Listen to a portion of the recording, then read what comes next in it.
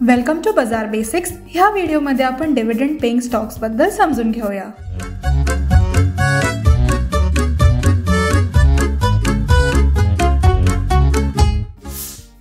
Stocks किंवा shares हे एखाद्या कंपनीच्या मालकीचे युनिट्स असतात। उदाहरणार्थ एखाद्या कंपनीचे 1,00,000 शेअर्स आहेत आणि त्यातले तुम्ही 1000 शेअर्स विकत घेतले तर तुम्ही त्या कंपनीचे 1% मालक व्हाल।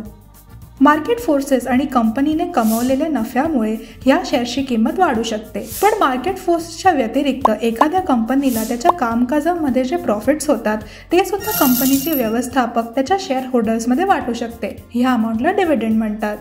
जसे एफडीजवर एक विशिष्ट व्याज दिले जाते तसेच डिव्हिडंडचे दर अधिकृतपणे जाहीर केलं जातं। परंतु एफडीजच्या विपरीत शेअर होल्डर्सना डिव्हिडंड मिळणे हे बंधनकारक नसते। कंपनीचे व्यवस्थापक निवड करू शकते की कमवलेले प्रॉफिट्स त्यांना शेअर होल्डर्समध्ये वाटायचे आहे का कंपनीच्या वाढीसाठी गुंतवायचे आहेत।